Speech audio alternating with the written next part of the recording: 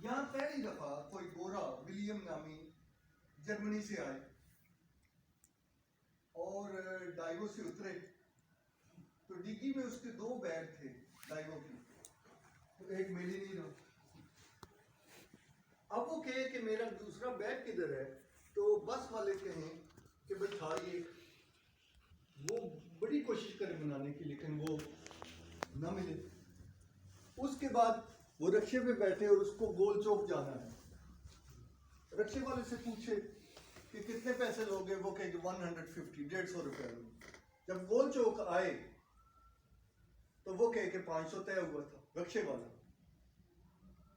وہ جو ولیم آیا ہے جرمنی سے وہ کہے بھائی 150 طے ہوا تھا، بحث و ویسا ہو، بالآخر وہ مجبور غریب الوطن کافر پریشان ہو کے 500 دے اور جان چھڑائے۔ ایک بیگ لے کے ہوٹل کا پتہ پوچھے کسی سے تو پیچھے سے اس کا کوئی بٹوا نکال کے جناح کالونی میں غائب ہو گیا۔ ایک اجنبی جو غیر تھا بڑا ہوشیار تھا، راہ چلتے یار بن گیا، بٹوا ہی لے اڑا۔ اب اس سٹوری میں آپ کی دلچسپی ہے نا؟ ٹھیک ہے جی۔ اب 3 واقعے ہوئے ہیں۔ بندہ کس ملک سے آیا ہے، کس شہر میں آیا ہے، ایک بیگ ڈائیو میں رہ گیا، ایک رکشے والے نے اس کے ساتھ بدعہدی کی، تیسرا اس کا کوئی بٹوا نکال کے لے گیا۔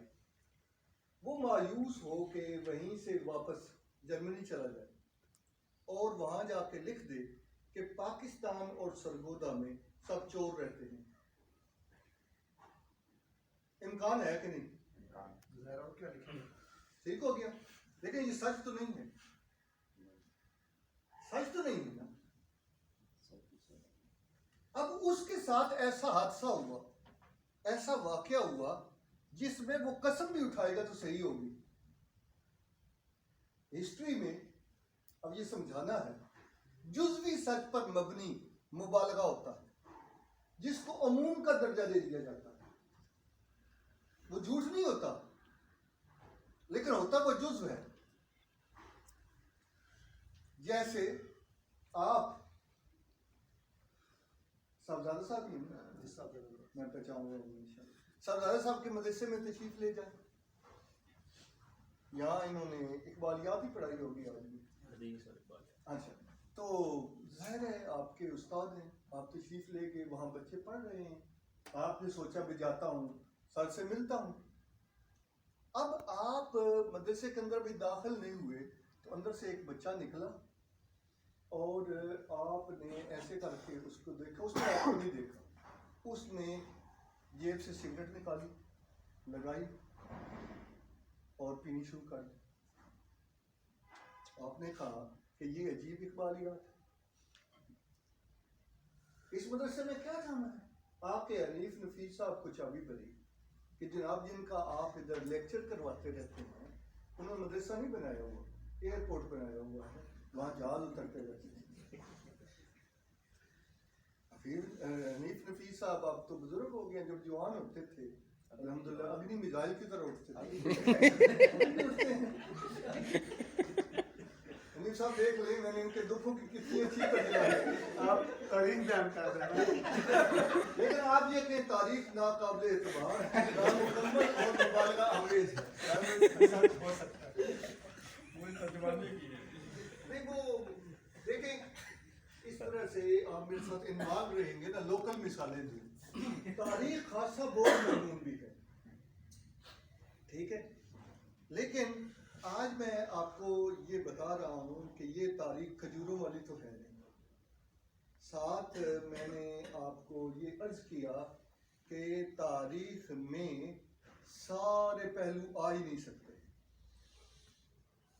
اور بعض اوقات کسی جز کو ہم اتنا پھیلا دیتے ہیں کہ وہ لگتا ہے کہ سارا ایسا ہے، کسی اچھائی کو اتنا پھیلا دیتے ہیں۔ مثلا میں نے کئی تقریر بہت اچھی کر دی، بہت اچھی کر دی، تو آگے جو ہے چک 94 والا عبداللہ کتنی انگلیاں ہیں بولو، اس کی تو نظر بھی ٹھیک ہے۔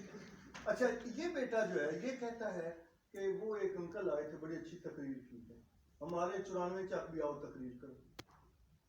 ٹھیک ہے جی، آنا نہیں ہے میں گھبرا نہیں.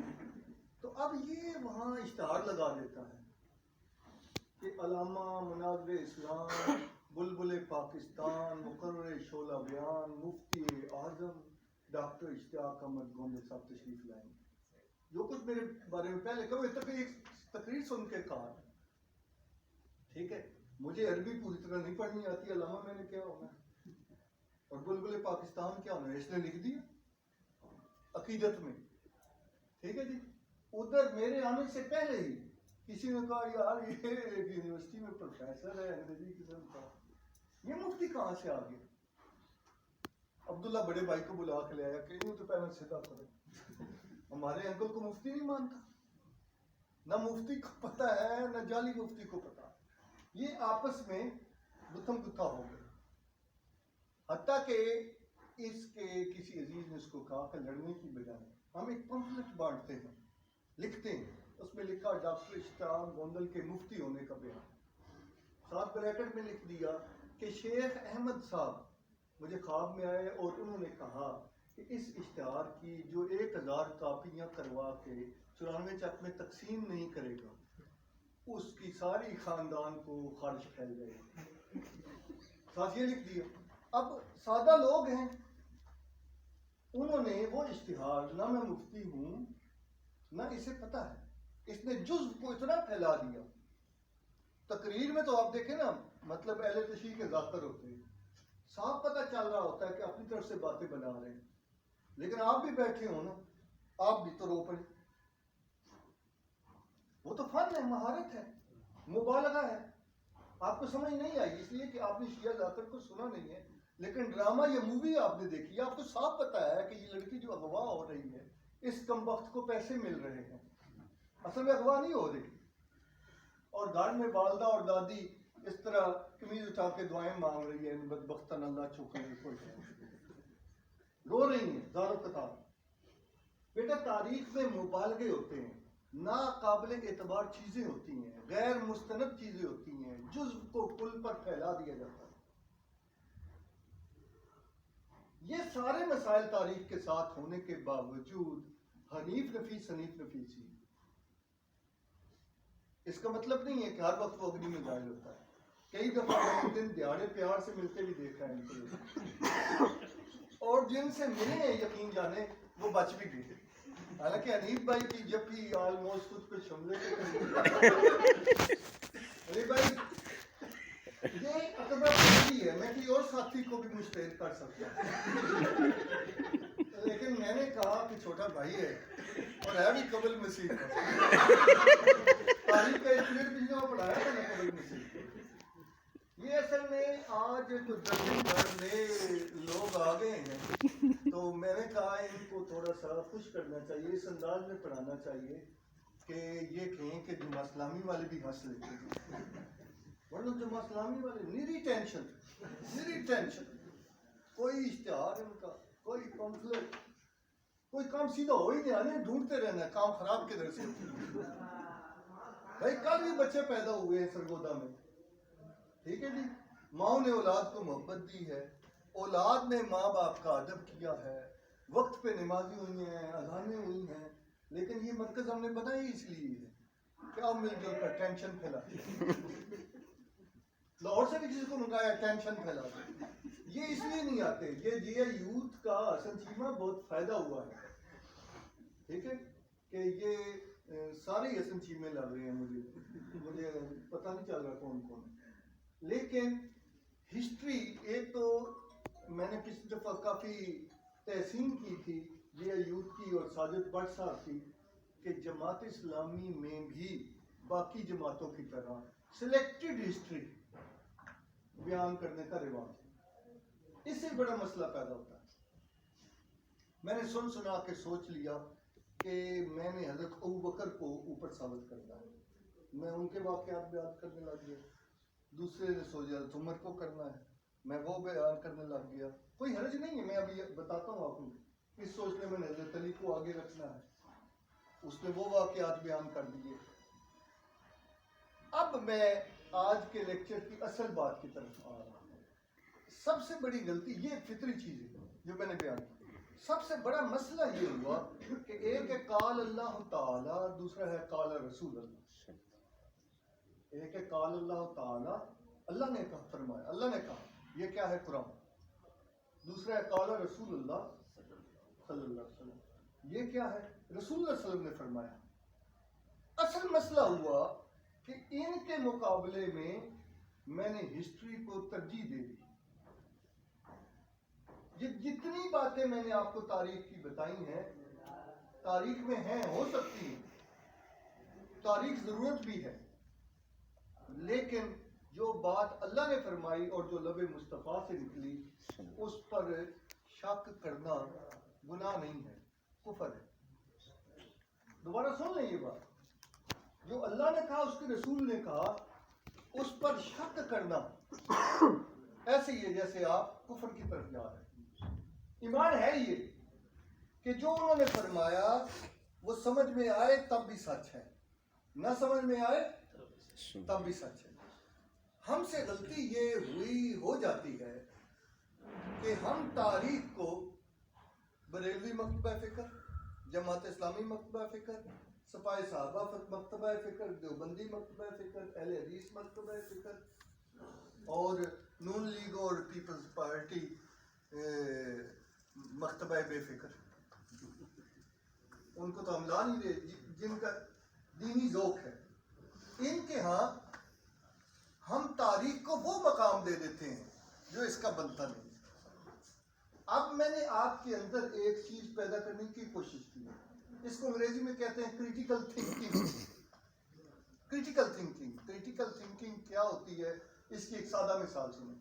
آپ میں سے جس نے بھی 5 جماعتیں پڑھی ہوئی ہیں، کتنی بولی ہیں عبداللہ؟ آپ کو بار بار والے میں کیوں بلاتا ہوں؟ اس لیے کہ اس مجلس میں سب سے کم گناہ آپ کے ہیں۔ یہ سوچتا ہوگا کہ یہ کیسے ممکن ہے، انکل کو پتہ ہی نہیں۔ میں بیٹا ایک دلیل دیتا ہوں، آپ خوش ہو جاؤ گے اور یہ بھی مطمئن ہو جائے۔ آپ بعد میں پیدا ہوئے نا، سب سے گناہ کا موقع کم ملا ہے، اگو ویکھاں گے کی نہیں پاندے۔ اچھا بیٹا، یہ مسئلہ آپ کو سمجھا رہا ہوں کہ یہ جو تاریخ ہے، اس کے بارے میں بنیادی چیز کیا ہے کہ یہ خراب ہے، یہ ٹھیک ہے، کریٹیکل تھنکنگ کی ضرورت ہے۔ جیسے ہم دیکھیں گے کہ جرمنی سے گورا آیا، یہ حادثہ ہوا، ہمیں افسوس ہے، لیکن سارے سرگودا والے کیا 1% بھی ایسے نہیں ہیں، لیکن اس نے دیا، واقعہ تو اس کے ساتھ ہوا۔ اسی طرح سے میری ایک تقریر نے مجھے ولی اللہ کیسے بنا دیا۔ تقریر تو ایک مہارت اور فن ہے نا۔ یا کسی ایک وقت میرا دل پسیجا اور میں نے مدرسے اور مسجد کو 5000 روپیہ دے دیا، تو سمجھا گیا میں تو بڑا نیک آدمی ہوں۔ شام کو جا کے میں نے مجرے پر نعوذ باللہ 20,000 دے دیا، وہ کسی کو پتہ ہی نہیں۔ 200 طلبہ میں سے ایک سگریٹ پی رہا تھا، اور وہ صاحبزادہ صاحب کے مدرسے کا تھا بھی نہیں، مجھے غلطی لگی دیکھنے میں نے غلط بیان کیا۔ وہ ریڈی والے کا بیٹا تھا، وہ اندر واش روم یوز کرنے گیا تھا، میں نے سمجھا طالب علم، باہر آ کے ان کے مدرسے کے سامنے وہ سگریٹ پی رہا تھا۔ میں نے لکھ دیا کہ پاکستان میں مدارس کا نظام اخلاقی زوال کا شکار ہے۔ میں نے ٹی وی میں آ کر یہ بات کر دی، بلکہ میں پہلے ہی بغض کا مارا ہوا تھا دینی لوگوں کے بارے میں، مجھے بڑی خوشی ہوئی۔ تو اس طرح سے بیٹا آپ کیا سیکھ رہے ہیں کہ قرآن اور حدیث، اللہ اور اس کے رسول کا فرمان، اس میں کوئی شک نہیں۔ اس کے بعد ہسٹری مشکوک نہیں ہے لیکن یقینی بھی نہیں ہے، اور ہسٹری کے اندر بڑے بڑے جو مسائل ہیں ان میں سے چند ایک پر میں نے بات کی ہے، اور بین السطور کہتے ہیں وچوں بین السطور میں نے یہ عرض کرنے کی کوشش کی ہے کہ مسلمانوں میں آپس میں جو فاصلے ہیں اس کی وجہ قرآن نہیں ہے۔ قرآن تھا وَاعْتَصِمُوا بِحَبْلِ اللَّهِ، سب میں کر اللہ کی رسی کو مضبوطی سے تھام لو۔ قرآن تو جوڑتا ہے۔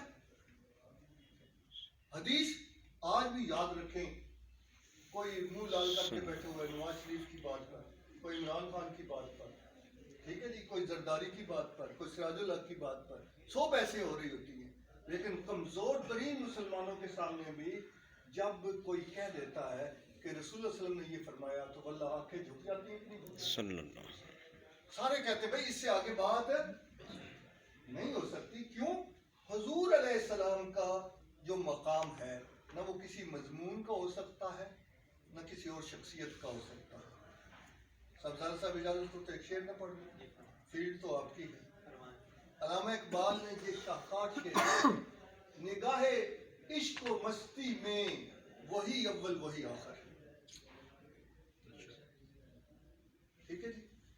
اب علم پورا نہ ہو یا گروہی اور فرقہ وارانہ فدا ہو تو کوئی بھی اہل حدیث دوست یہ کہہ سکتا ہے یہ تو نص کے ہی خلاف ہے.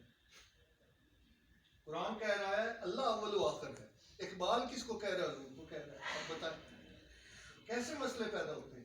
اور مسئلے پیدا نہ ہوں تو صاحبزادہ صاحب کو اور میرا لیکچر کیوں سنا جائے گا؟ یہ اللہ نے ہمارا کام چلوانا تھا. یہی استاد کی ضرورت پیش آتی ہے. دیکھیں میں نے ابھی آپ کو بتا دیا اس کو علماء کا تعارض ہے اور قابل ترجیح تو قرآن ہے. قرآن سورہ الحشر کے اندر کہتا ہے کہ اللہ وحدہ لا شریک ہے، وہی اول ہے وہی آخر ہے. اقبال حضور کو کہتا ہے کہ نگاہ عشق و مستی میں وہی اول وہی آخر. اور اب میں گستاخی کیے بغیر کہتا ہوں کہ اقبال ہی صحیح کہتا ہے. اب بتائیں، اور اب آپ میرے بارے میں پتہ کریں کہ پچھلی دفعہ تو ٹھیک تھا، بریلوی تو نہیں ہوگی تو بریلوی مجھ سے اچھے مسلمان. ایسے ہی جہالت اور جزوی باتوں میں مبالغے اور اللہ اور اس کے رسول کے مقام کو نہ سمجھنے کی وجہ سے مسائل پیدا ہوتے ہیں. ابھی اس مثال سے میں آپ کو سمجھا دوں گا کہ حضور ہی اول و آخر ہے. کیسے بنا؟ بھائی پہلے اللہ کو نہیں نہ مانا جاتا، اللہ کو پہلے نہیں مانا جاتا، نہ کو اللہ کو پہلے مان سکتا ہے جب تک کہ وہ یہ نہ مانے کہ محمد رسول اللہ صلی اللہ علیہ وسلم کی زبان سے سچ کے سوا کچھ نہیں نکلا. اللہ کو ہم کیوں مانتے ہیں؟ ہم نے دیکھا، ہم چھو سکتے ہیں، ہم سن سکتے ہیں، ہم دیکھ سکتے ہیں؟ نہیں. ہم پہلے یہ مانتے ہیں کہ محمد کریم صلی اللہ علیہ وسلم کی زبان سے جو نکلے گا وہی سچ ہے. سمجھ آئے تب بھی سچ ہے، نہ سمجھ آئے جب بھی کوئی مسلمان ہوتا ہے پہلے رسول اللہ کو مانتا ہے. اب آپ کی سمجھ شریف میں آ رہا ہے. نگاہ عشق و مستی میں وہی اول وہی آخر. قرآن نہیں ملتا حضور کی زبان کے علاوہ، نہیں ملتا. نہ جنت کا تصور ملتا ہے، نہ دوزخ کا ملتا ہے، نہ توحید ملتی ہے، کچھ بھی نہیں ملتا. نگاہ عشق و مستی میں وہی اول وہی آخر، وہی قرآن، وہی فرقان، وہی یاسین، وہی طٰہٰ. یہ میں نے اس لیے اجازت لی تھی کہ صاحبزادہ صاحب کو میں نے تھوڑا سا سنا تھا، لیکن دیگ میں سے بندہ ایک چمچ چکھ لینا باقی ذائقہ پتہ چل جاتا. تو فیلڈ ان کا ہے تو میں نے کہا چلو میں ہاتھ مارنے لگا. اچھا جی، پچھلی دفعہ میں کہہ کے گیا تھا، اچھا پچھلی دفعہ میں نے پوچھا تھا، آج چونکہ پھر نئے لوگ آئے ہیں، بور تو نہیں ہو رہے بھائی؟ پچھلے آنے والے بتا صحیح سی بتا دیں.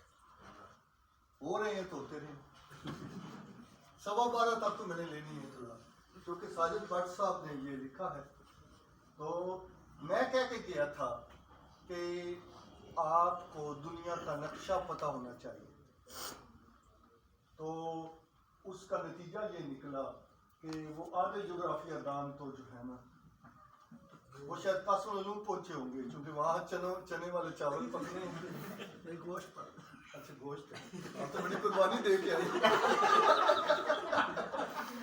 اور میں نے آتے ہی راستے میں بینر دیکھا، عقدت کئی علماء تشریف لا رہے ہیں اور موٹر سائیکل روٹین سے زیادہ تھے. تو خیر، تو وہ آئے نہیں ہیں. دنیا کا نقشہ پتہ ہونا چاہیے.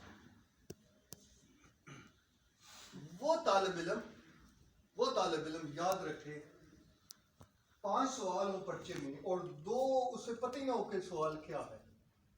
5 میں سے تو 40% نمبر تو فارغ ہے نا. ٹوٹل 5 سوال ہوں تو اس میں سے 2 نہ آتے، 40% سے وہ فارغ ہے. تو میں آپ کی خدمت میں عرض کرتا ہوں کہ ایک کتاب ہے الفوز الکبیر،